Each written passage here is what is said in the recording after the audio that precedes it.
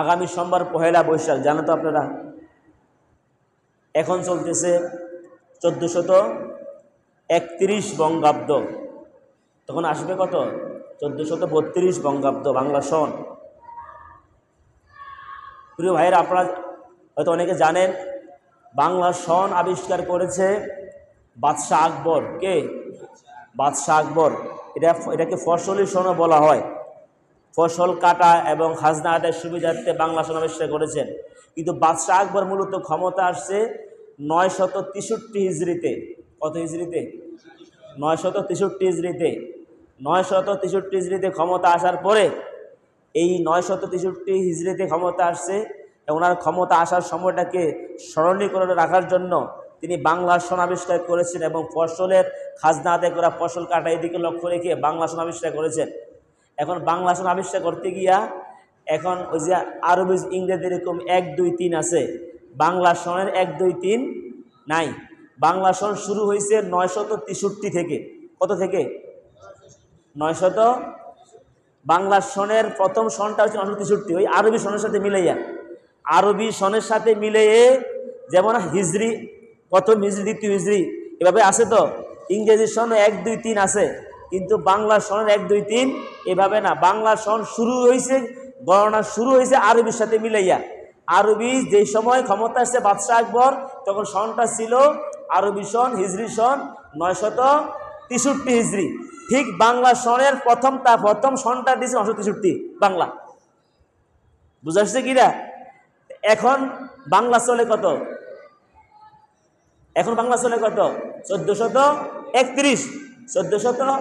আমরা বাংলাদেশের মানুষ, বাংলা খবর রাখতে হবে। আর আরবি সন কত চলে জানেন? আরবি চলে 1446 হিজরি। কত হিজরি? 1446 হিজরি বর্তমান চলতেছে। তো 1446 হিজরি। এখন প্রশ্ন হইল, যেহেতু 963 সাল থেকে বাংলা শুরু হয়েছে, 963 বঙ্গাব্দ, তো এখন এখানে দেখা যায় এদিক দিয়া ধরেন 6 বছর, প্রায় 16 বছর কি গেছে, পার্থক্য গেছে না? শুরু হয়েছে একসাথে, শুরু হয়েছে 963 সাল থেকে, আরবি হিজরি থেকে। ঠিক বাংলা 963 লেখা শুরু হয়েছে। এখন আইসা, এত বছর পরে আইসা এখন দেখা যায় এখন চলতেছে, বাংলা চলতেছে 1431, আর এই দিক দিয়ে আরবি চলতেছে 1446। কেন হইল? এই জন্য হয়েছে, যেহেতু বাংলা সনটা হচ্ছে সূর্যের সাথে সম্পৃক্ত। ঠিক আছে? সূর্য, সৌর হিসাব। আর আরবি সন হচ্ছে চাঁদের সাথে। কি সাথে? চাঁদের সাথে। আরবি সন কি সাথে? চাঁদের সাথে। আর বাংলা সন সূর্যের সাথে। ইংরেজি সন কি সাথে? সূর্যের সাথে। দুইটা ক্যালেন্ডার। ঠিক আছে? একটা রুল, আর একটা হচ্ছে আপনার সূর্যের সাথে, আরটা হইল চাঁদের সাথে। এই কারণে চাঁদের হিসাবটা হচ্ছে 354 দিনে 1 বৎসর। কত দিনে? 1 বছর আরবি। আর বাংলা হচ্ছে 365 দিনে, ইংরেজি 365। অবশ্যই একটু পার্থক্য আছে। 354 দিন 8 ঘন্টা 53 মিনিট 36 সেকেন্ড। আমি আবার বলছি, আরবি সনটা 354 দিন 8 ঘন্টা 53 মিনিট 36 সেকেন্ড। এটা হচ্ছে আরবি 1 বৎসর। আর বাংলা অথবা ইংরেজি বৎসর হচ্ছে 365 দিন 5 ঘন্টা 48 সেকেন্ড। এটা হচ্ছে বাংলা অথবা ইংরেজি যে সূর্যের হিসাবে। তাইলে এখানে দেখা যায় 11 দিন কি কম, আরবি দিন 11 দিন কি সূর্যের সাথে হিসাব করলে চাঁদের বৎসর আর সূর্যের বৎসর 11 দিন চাঁদের বৎসর কম, চাঁদ বেশি ঘুরে। আল্লাহু আকবার বলেন। এই জন্য পার্থক্য হয়ে যাচ্ছে। বুঝাচ্ছে কিনা? যাক, আমি যে কথাটা বুঝাচ্ছি, আমি আজকে যে মেসেজটা দিচ্ছি, যেহেতু নববর্ষ নামে একটা প্রোগ্রাম অনুষ্ঠান আমার দেশে করে, নববর্ষ বলেন, পহেলা বৈশাখ বলেন, এখানে কি হয়, এখানে পান্তা ইলিশ খাওয়া লাগবে সারা বছর। আরে ভাই গরিবেরা সারা বছর তো পান্তা ভাত খায়, ঠিক না? আর গরিবেরা ইলিশ পাবে কই? ইলিশের কেজি বর্তমান 4,000 টাকা, ইলিশ পাবে কই? তো ধনীরা তো পান্তা ইলিশ খাচ্ছে, গরিবেরা তো ইলিশ পাবে না। আর গরিব ধনীরা তো বছরে একদিন পান্তা খাইয়া গ্রাম বাংলা মানুষের সাথে একাকার হচ্ছে বছরে একদিন, আর গরিবরা সারা বছরে খায়। গরিবরা তারা ইলিশ পায় না, 4,000 টাকা বর্তমানে দাম ইলিশের, ভালো ইলিশের কেজি পাবে থেকে। এগুলা প্রহসন। একবার দেখলাম, আমি একটা ইনস্টিটিউটে পড়তাম, ইংরেজি সেখানে। এরপর রাতের বেলায় দেখলাম যে স্যারে অনেক খাবার পাকাইছে, আমাদেরকে দাওয়াত করছে, কালকে পয়লা বৈশাখ সবাই আসবেন। তো স্যার অনেক ভাত পাকাচ্ছে। আমি বললাম যে স্যার এত রাত্রে পাকা, সন্ধ্যা পাকা শুরু করছেন, সকালে না 5টা করবেন? কয় না, এখন পাকাইয়া এরপর ঠান্ডা হলে পরে পানি দিয়ে ভিজিয়ে রাখবো, মানে রাতের গরম ভাত রেখে পানি দিয়ে ভিজে পান্তা ভাত বানাবে, তারপরে পান্তা ভাত খাবে। আমি বললাম স্যার গরিবরা তো এইভাবে গরম ভাত পান্তা ভাত বানাই খায় না, গরিবরা তো ওই গরম ভাত দুপুরের ভাতরা অত রাতেও খায়, যা থেকে যায় নষ্ট হয়ে যাবে এই ভয়ে কি দেয়? পানি দেয়। এটা হলো গরিবের খাবারটা, গরিবের পান্তা ভাত দেয় এমন। আর আপনারা তো গরম ভাতকে পানি দিয়ে ভিজে খাচ্ছেন, এটা কি প্রহসন নয়? এটা গরিবের প্রতি প্রহসন নয়? গ্রাম বাংলা অসহায় মানুষের প্রহসন। এমন হয় পয়লা বৈশাখ দিন সকালবেলায় গরম ভাত রাঁধে, পাক করে এই গরম ভাতটা পানিতে ভিজিয়ে রাখে, পানিতে ভিজিয়ে খায়। এটা কি গরিবের প্রতি প্রহসন নয়? গরিবরা তো খাবারটা নষ্ট হয়ে যাবে সেই ভয়ে সেটাকে পানিতে ভিজায়, তারপরে খায়, এটা নষ্ট হওয়ার ভয়ে। আর আপনারা গরম ভাত পাক করে এরপরে গরম ভাতটা পানিতে ভিজাইয়া খাইয়া গরিবের সাথে মিলছেন না, এটা গরিবের প্রতি একাকার নয়। বরং অসহায় মানুষের কিভাবে সেবা দিতে হয় ওইদিকে আসেন। প্রিয় বন্ধুগণ, আমি যে কথাটা বুঝাচ্ছি, পয়লা বৈশাখ কি মুসলমানদের অনুষ্ঠান কিনা, এবং মুসলমানদের পয়লা বৈশাখে নববর্ষ বরণ করবি কিনা, এই বিষয়টা আমি বুঝাচ্ছি, মনোযোগ দিয়ে শুনতে হবে। হয়তো গ্রামগঞ্জে আসার অনুষ্ঠানগুলো কম হয়, কিন্তু শহরগুলোতে আপনি এমন কিছু কাজ হয় যেগুলো সম্পূর্ণ শিরক হচ্ছে। কথাগুলো মনোযোগ দিয়ে শুনতে হবে। এই যে পয়লা বৈশাখ উপলক্ষে বিভিন্ন অমুসলিমরা মেলা দেয়, এটা কি মুসলমানদের? এরপরে সূর্য পূজা করে, কিভাবে সূর্য পূজা করে আপনারা দেখাবো আপনাদেরকে। এরপরে বিভিন্ন মঙ্গল শোভাযাত্রার নামে বিভিন্ন মুখোশ পরে, প্রাণী জীবজন্তুর মুখোশ পরে রাস্তায় নেমে যাচ্ছে মঙ্গল শোভাযাত্রায়, যেখানে আল্লাহ তাআলা বলেছেন লাকাদ খালাকনাল ইনসানা ফি আহসানি তাকওয়িম, আমি মানুষকে সৃষ্টি করেছি সুন্দর আকৃতি দিয়ে। কে বলছেন? লাকাদ খালাকনাল ইনসানা ফি আহসানি তাকওয়িম, আমি সুন্দর অবয়বে সুন্দর আকৃতি দিয়ে মানুষ সৃষ্টি করেছি। কার কথা? আর আপনি মঙ্গল শোভাযাত্রার নামে ফেঁসার ছবি মুখে দেয়, বাঘের ছবি মুখে লাগাইয়া মঙ্গল শোভাযাত্রা মিছিল দেয়, ঠিক কিনা? তা এটা তো আল্লাহ সৃষ্টির সাথে বেয়াদবি করা, আল্লাহ সৃষ্টিকে পরিবর্তন করা, কত বড় অপরাধ এটা তো কুফুরি। এই কাজটা কি কুফুরি। আল্লাহ সুন্দর আকৃতি মানুষ তৈরি করেছে, আপনি বলেন দেখি নাকটা কোথায় দিলে ভালো লাগতো, চোখটা কিভাবে দিলে উপযোগী হইতো, কে বলতে পারবেন? নাকি আল্লাহ যা দিয়েছে সেটাই কি উপযোগী? সুবহানাল্লাহ বলতেন না? তা আল্লাহর দেয়া চেহারার মধ্যে আপনি রাক্ষসের পয়লা বৈশাখে মঙ্গল শোভাযাত্রার নামে রাক্ষসের ছবি মুখে দিবেন, বাঘের ছবি মুখে দিবেন, পেশার ছবি মুখে দিবেন, পেশার মুখোশ মুখে দিয়ে রাস্তাঘাটে মিছিল দিবেন, এগুলা আল্লাহর সাথে সম্পূর্ণ কুফরি করা, কথা কোন ঠিক কিনা? এটা মুসলমান করতে পারে না। এরপরে মঙ্গল শোভাযাত্রার নামে যেই মিছিলটা বের হয়, বাঘ, পেশা, ইঁদুর, এরপরে মহিষ, এই বিভিন্ন রাজহাঁস, বিভিন্ন আপনার এই প্রাণীর মূর্তি নিয়ে মিছিলটা দেওয়া হয়, ঠিক কিনা? আমি দেখলাম এটা হচ্ছে হিন্দুদের তার ধারণা। আমি কি হিন্দুরা করো, এটা আমার দেখার বিষয় না, মুসলমানরা করতে পারি না। কিন্তু আপনারা দেখবেন মঙ্গল শোভাযাত্রার নামে যে মিছিলটা হয়, সারুকোলা থেকে বের হয়, এই মঙ্গল শোভাযাত্রা মিছিলটা এটা অধিকাংশ কারা দেয়?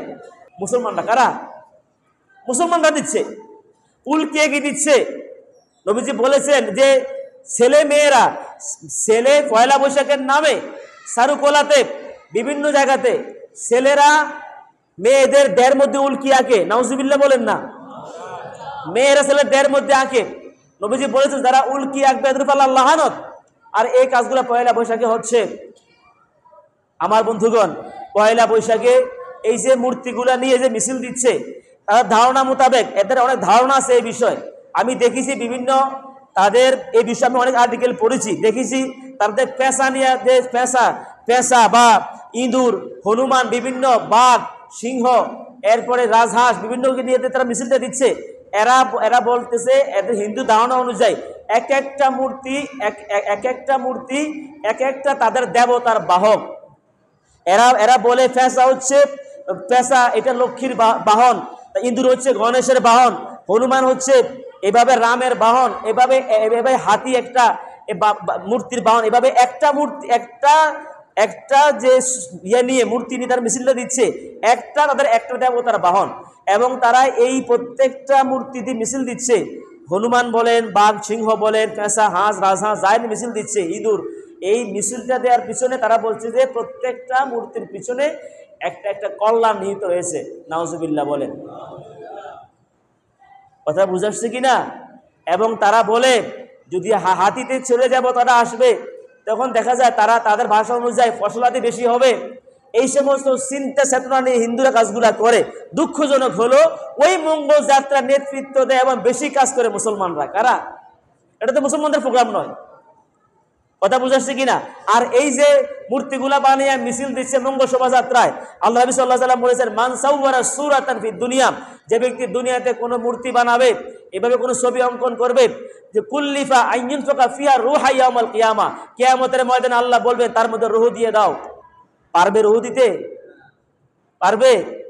ওয়ালাইসা বিনাফিকিন ফি আবাদা, কোশ্চিন কেন রূহ দিতে পারবে না। সেদিন যারা এগুলা তৈরি করে মিছিল দিচ্ছে, যারা এইভাবে মূর্তি তৈরি করছে, তাদেরকে জাহান্নামে নিক্ষেপ করবে। জোরে কর নাউজুবিল্লাহ। ওই যে কালকে দেখলাম একটা বর্ষ উপলক্ষে 4,000 কোটি টাকার মূর্তি বানাইছে। একটা বর্ষ উপলক্ষে কয় হাজার কোটি টাকা? 4,000 কোটি টাকা হাজার হাজার মূর্তি তৈরি করলো। সবগুলা মূর্তি রূহ চাইবে। পারবে রূহ দিতে? লাইসা বিনাফিকিন ফি আবাদা, কোশ্চিন কাল পারবে না। এজন্য যারা মূর্তি তৈরি করবে, যাদের ওয়ার্ডের মূর্তি হবে, যারা মূর্তি তৈরি করে পয়লা বৈশাখে মঙ্গল শোভাযাত্রা নামে মিছিল করবে, এদেরকে জাহান্নামে যাওয়া লাগবে। জোরে কর নাউজুবিল্লাহ। এটা মুসলমানদের কালচার হতে পারে না। প্রিয় বন্ধুগণ, আমি যে কথাটা বুঝাচ্ছি, মুসলমানদের অনুষ্ঠানটা কি? নবী সাল্লাল্লাহু আলাইহি সাল্লাম যখন মদিনায় গেলেন, মদিনায় যাওয়ার পরে তারা নওরোজ নামে নববর্ষ পালন করত। কি নামে? নওরোজ নামে নববর্ষ পালন করত। নওরোজ, আল্লাহ নবী সাল্লাল্লাহু আলাইহি সাল্লাম তখন বলছেন যে লিকুল্লি কাওমিন ঈদান ওয়া হাদা ঈদুনা, এই নওরোজ নববর্ষ এটা আমাদের মুসলমানদের প্রোগ্রাম হতে, অনুষ্ঠান হতে পারে না। মুসলমানদের আনন্দের বিষয় না, বরং মুসলমানদের আনন্দ হচ্ছে ঈদ উল ফিতর, ঈদ উল আজহা। জোরে বলেন সুবহানাল্লাহ। মুসলমানদের আনন্দ কি? ঈদ উল ফিতর, ঈদ উল আজহা। এই যে নববর্ষ, হিজরি সন আবিষ্কার করছেন কি জানেন? হিজরি সন আবিষ্কার করছেন হযরত ওমর রাদিয়াল্লাহু তাআলা আনহু। মুহাম্মদ সাল্লাল্লাহু আলাইহি ওয়াসাল্লাম যে তারিখ থেকে হিজরতটা করছেন, ওই তারিখটাকে ধরে অবলম্বন করে তিনি হিজরি সন আবিষ্কার করেছেন। হিজরি গণনা মুহাম্মদ সাল্লাল্লাহু আলাইহি ওয়াসাল্লাম থাকা অবস্থায় হিজরি সন গণনা শুরু হয় নাই। গণনা শুরু হয়েছে পরবর্তীতে হযরত ওমর রাদিয়াল্লাহু তাআলা ক্ষমতা আসার পরে। মুহাম্মদ সাল্লাল্লাহু আলাইহি ওয়াসাল্লাম যেদিন হিজরতটা করেছেন, ওই দিনটাকে অবলম্বন করে সাদ অনুযায়ী তিনি হিজরি সন আবিষ্কার করেছেন। যেই ওমর রাদিয়াল্লাহু তাআলা আনহু হিজরি সন আবিষ্কার করেছেন, ওই ওমর রাদিয়াল্লাহু তাআলা পর্যন্ত তিনি কি করেন নাই? নববর্ষ, হিজরি নববর্ষ পালন করেন নাই। সুতরাং নববর্ষ পালন করা মুসলমানদের কালচার নয়। এখন দেখা যায় যারা, আর আমি আগেও বলেছি, এই নববর্ষ যে অনুষ্ঠানগুলা, যেমন খ্রিস্টানরা তাদের যে বড়দিন পালন করে, মনে রাখবেন প্রত্যেকটা জাতির অনুষ্ঠানগুলো এটা ধর্মীয় কালচার, ধর্মের সাথে কি আছে? সম্পৃক্ত আছে। খ্রিস্টানরা বড়দিন পালন করে, এটা ধর্মীয় কালচার।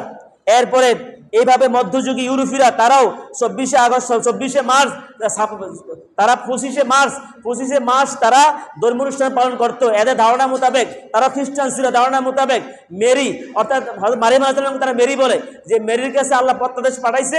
এরপরে যে স্রষ্টার অর্থাৎ আল্লাহর সন্তান ঈসা আলাইহিস সালামকে বলছে, নাউজুবিল্লাহ বলেন না, ওই তারিখে জন্ম হয়েছে। এগুলা তারা হিসাব করে তারা সেখানে অনুষ্ঠান পালন করে, এটা তাদের ধর্মীয় কালচার। এভাবে ইহুদিরা পর্যন্ত, যে ইহুদিরা রোশ হাসনা নামে একটা ধর্মীয় অনুষ্ঠান পালন করে, ওল্ড টেস্টামেন্টে এটা উল্লেখ আছে তাদের ধর্মীয় প্রোগ্রাম। ঠিক তদ্রুপ হিন্দুরা এই পয়লা নববর্ষে তারা গণেশ পূজা, চক্র সংক্রান্তি পূজা, সিদ্ধেশ্বরী পূজা, কুমারী পূজা, বিভিন্ন পূজা আছে তাদের। এই চৈত্র সংক্রান্তি বিভিন্ন পূজা আছে। এই জন্য পয়লা নববর্ষের যে অনুষ্ঠানগুলো, এগুলো হচ্ছে হিন্দুদের কালচার, এগুলো মুসলমান করতে পারে না। সুতরাং অনেকে মনে করে কি, যে পয়লা বৈশাখে ভালো খাইলে সারা বছর কি খাবে, ভালো খাবে, এবং পয়লা বৈশাখে বড় তরমুজ কেনে, আছে নাকি নাই? যদি কেউ পয়লা বৈশাখে তরমুজ কেনেন এই উদ্দেশ্যে, আপনার কুফরি হবে, ইমান ধরাতে হবে। পয়লা বৈশাখে বড় মাছ কেনে, যে পরিমাণ মাছের অংশ হবে, মানে কি, মানে টাকা পয়সা বেশি হবে, বুঝাচ্ছে। এগুলো সম্পূর্ণ কুফরি আকীদা। এগুলো কি আকীদা? কুফরি আকীদা। পয়লা বৈশাখে ভালো খাওয়া খেতে হবে, ভালো বড় মাছ কিনতে হবে, তরমুজ কিনতে 35 খেতে হবে, এই সমস্ত আকীদারা বিশ্বাস করে। এগুলো শিরিক। পয়লা বৈশাখে ভালো খেলে বড় মাছ তো সম্পদ বেড়ে যাবে, এই আকীদা আমাদের সমাজে আছে নাকি নাই? আছে। এগুলো শিরকি আকীদা। নবী আল্লাহ তাআলা বলেছেন, ইনাউ মাইয়ুশরিক বিল্লাহ ফাকাদ হাররামা আলাইহিল জান্নাহ, যারা শিরিক করবে এদের উপরে জান্নাত হারাম হয়ে যাবে। ওয়ামাওয়াহুন নার, এদের স্থান হবে জাহান্নামে। ওয়ামা লিজ জালিমিনা মিন আনসার, এদেরকে জালেম বলা হয়েছে, এদের কোনো সাহায্য করে থাকবে না পরকালে। সুতরাং পয়লা বৈশাখ উপলক্ষে কোনো প্রোগ্রাম করা হালাল না হারাম? বলেন, হালাল না হারাম? আমাদের নবীজি বলেছেন হারাম, নিষেধ। হযরত ওমর রাদিয়াল্লাহু আনহু তিনি করেন নাই, এবং কোন সাহাবা কেরাম করেন নাই, এবং এটা শিরক হিসাবে স্বীকৃত হয়েছে। এই জন্য পয়লা বৈশাখ উপলক্ষে আমরা যেন কোনো অনুষ্ঠান না করি, এটা সম্পূর্ণ হারাম। সম্পূর্ণ কি? হারাম। এরপরে দেখেন পয়লা বৈশাখে যেটা করে, পয়লা বৈশাখ সকাল বেলায় দেখবেন বিভিন্ন চেতনাবাদীরা তারা খোলা মাঠে গিয়া সূর্যটা উঠলেই এসো হে বৈশাখ, এসো এসো এসো, সূর্যকে স্বাগতম জানায়। ঠিক না ঠিক? এটা সম্পূর্ণ শিরিক। এটাকে বলা হয় সূর্য পূজা। এটা কি পূজা? সকাল বেলা সূর্যকে সম্মান দেখানো, সূর্যের দিকে তাকাইয়া সূর্য পূজা। অতীত সূর্য পূজা ছিল ওয়াজাতুহা ওয়া কাউমা ইয়াসজুদুনা লিশ-শামসি। হযরত সুলাইমান আলাইহিস সালামকে হুদ পাখি এসে বলেছে, রানী বিলকিসের সময় কথা বলতেছে, যে তারা সূর্যকে সেজদা করে। সূর্য সেজদা কেমনে করবে? সূর্য তো আকাশে, এটা সেজদা কপাল লাগানো যাবে নাকি? এটা সেজদা হলো সূর্যের দিকে তাকাইয়ে সম্মান করা। এই যে আমাদের পয়লা বৈশাখে সূর্য পূজা শুরু হয়, এসো এসো এসো এসো বৈশাখ কইয়া সূর্যকে সম্মান করে পূর্ব আকাশের দিকে তাকাইয়া, নাউজুবিল্লাহ বলেন না? এগুলো বাংলাদেশে হচ্ছে, এগুলো সূর্য পূজা। এরপরে আল্লাহ তাআলা বলেছেন ওয়াজাইয়ালাহুমুশ শাইতানু আমালাহুম, এগুলো শয়তান এই কাজের মধ্যে রং দিয়ে দিচ্ছে, সৌন্দর্য সুশোভিত করে দিচ্ছে। ফাসাদদাহুম আনিস সাবিল, এদেরকে আল্লাহর পথ থেকে সরিয়ে দিচ্ছে। ফাহুম লা ইয়াহতাদুন, তারা হেদায়েত প্রাপ্ত হবে না। সুতরাং পয়লা বৈশাখে যারা সূর্যের দিকে তাকাইয়া সূর্যকে সম্মান করবে, সূর্যের দিকে তাকাইয়া সূর্যকে স্বাগতম জানাবে, এসো বৈশাখ এসো এসো বলে স্বাগতম জানাবে, এগুলো সব মুশরিক হয়ে যাবে, একটার ঈমান থাকবে না, জাহান্নামে যাওয়া লাগবে। কথা বলেন ঠিক কিনা? প্রিয় বন্ধুগণ, সুতরাং পয়লা বৈশাখ উপলক্ষে আমরা যেন এমন কাজ না করি যেটা আমাদের ঈমান চলে যাবে, বরং আমাদের প্রত্যেকটা অনুষ্ঠান, কৃষ্টি কালচার যা কিছু করি কুরআন সুন্নাহ সমর্থন করতে হবে। ওমা খালাতুল জিন্না ওয়াল ইনসা ইল্লা লিয়াবুদুন, আল্লাহ তাআলা মানুষ এবং জিন জাতি তৈরি করেছেন কার গোলামি করার জন্য? শুধু কার গোলামি? এই জন্য আমার ধর্মীয় কালচার থেকে শুরু করে আমার ব্যক্তি, পরিবার, সমাজ, রাষ্ট্র, আমার আচার ব্যবহার, আমার অনুষ্ঠান, আমার আনন্দ, সবকিছু কোরআন সমর্থন করে কিনা, হাদিস সমর্থন করে দেখতে হবে। যদি সমর্থন না করে আমার এটা ইবাদত হবে না, বরং গুনার কারণ হয়ে দাঁড়াবে, আমাকে জাহান্নামের পথ সহজ করে দিবে। এই জন্য প্রিয় ভাইরা, আসুন আমরা কোরআন সুন্নাহ মোতাবেক জীবনটা করার চেষ্টা করি। আল্লাহ তাআলা তৌফিক দান করুক, আমিন বলি। জোরে বলেন না আমিন।